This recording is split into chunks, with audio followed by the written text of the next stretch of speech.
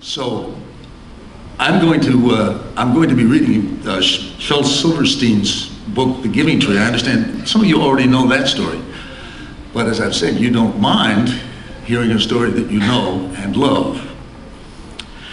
And the New York Goofs, who are pretty funny, I think. Oh, did you meet the New York Goofs? They were just out here on the stage a minute ago. I think you found there's more room over there. Yeah, there's more room. Now, the thing about interpretive performances like this is that you've already seen how funny they can be, but this is not a particularly funny story.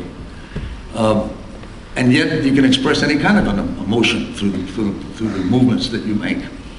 And in this particular case, you should understand that this fellow here is going to be the tree. He gets to be the tree because he's taller than the boy. And the young woman gets to be the boy. This has been very careful casting that was done on this. Here's the story. Once there was a tree, and she loved a little boy. And every day, the boy would come and he would gather her leaves and make them into crowns and play king of the forest. He would climb up her trunk and swing from her branches and eat apples. And they would play hide and go seek. And when he was tired, he would sleep in her shade. And the boy loved the tree very much.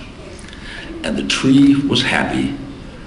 But time went by and the boy grew older, and the tree was often alone. Then one day, the boy came to the tree, and the tree said, "Come, boy, come and climb up my trunk and swim from my branches and eat apples, play in my shade and be happy." "I am too big to climb and play," said the boy. "I want to buy things and have fun. I want some money. Can you give me some money?" "I'm sorry," said the tree, "but I have no money. I have only leaves and apples. Take my apples, boy, and sell them in the city, and then you will have money, and you will be happy."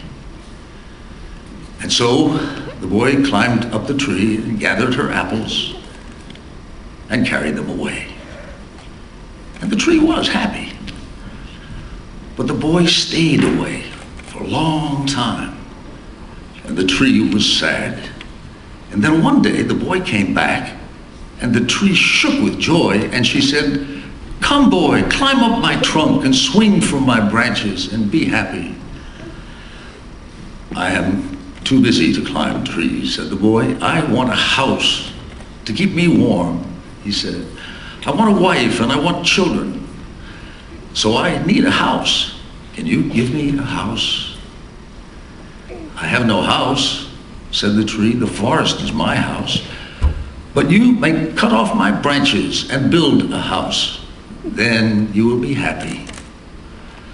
So the boy cut off her branches and carried them away to build his house. And the tree was happy. But the boy stayed away for a long time. And when he came back, the tree was so happy she could hardly speak. "Come, boy," she whispered, "come and play." "I'm too old and sad to play," said the boy. "I want a boat. It will take me far away from here. Can you give me a boat?" "Cut down my trunk and make a boat," said the tree. "Then you will sail away and be happy." And so the boy cut down her trunk and made a boat and sailed away. And the tree was happy, but not really. And after a long, long time, the boy came back again. "I'm sorry, boy," said the tree, "but I have nothing left to give you. My apples are gone. My teeth are too weak for apples," said the boy. "My branches are gone," said the tree. "You cannot swing on them." "I'm too old to swing on branches," said the boy. "My trunk is gone," said the tree. "You cannot climb." "I'm too tired to climb," said the boy. I'm sorry, said the tree. I wish I could give you something, but I have nothing left. I'm just an old stump. I'm sorry. I don't need very much now, said the boy, just a quiet place to sit and rest. I'm very tired. Well, said the tree, straightening herself up as much as she could, an old stump is good for sitting and resting. Come, boy, sit down. Sit down and rest. And the boy did. And the tree was happy. The end.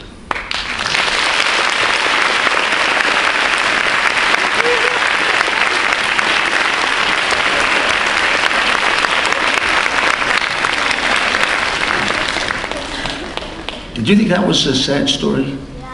I thought it was a kind of a sad story too, but it's also a true story. It's really truer about life and what it's like than some of the things that we do in the news every day.